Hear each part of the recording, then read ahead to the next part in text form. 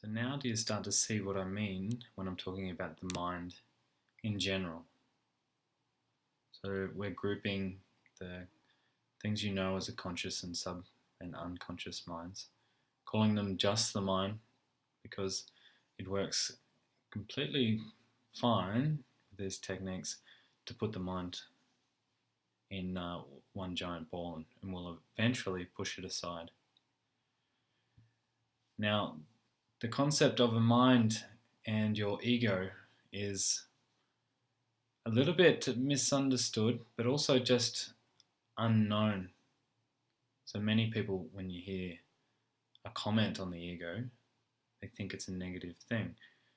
No, the ego is just a label for this construct that is inside of our mind. Okay. So imagine you are a baby, when you have a baby, and the baby is born in some way a bit of a clean slate. The body is obviously quite young, but the mind is not really existing. The baby has to start from scratch and develop the concepts about the world. And this is what it does through copying and learning and watching. And definitely now you see why the baby just taking in everything from the environment and the parents becomes a reflection of the environment they know. So as they grow up and get older, parenting is teaching them what is right or wrong, the best ways to speak, how to feel about the world, whether to be scared of things, whether to be protective or not. And all of these things throughout the childhood and teenage years and through the rest of your life can keep adding together and form a mental view on how the world works and a mental view on who you are. And this idea on who you are is the ego or the person.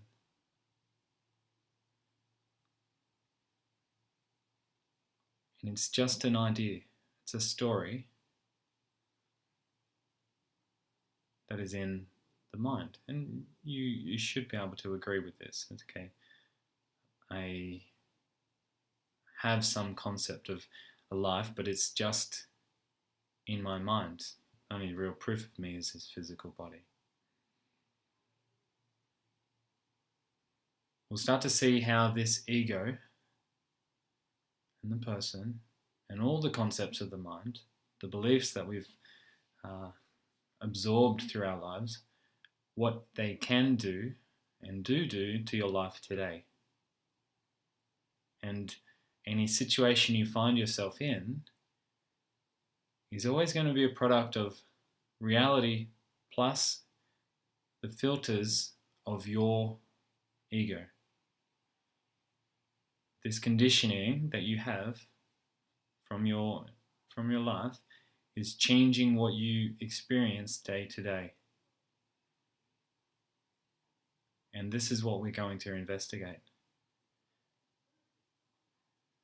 Eventually we'll come to the place when we can see completely that the ego is not as necessary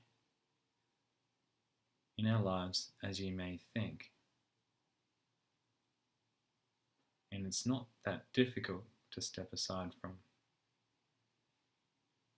Let's keep moving.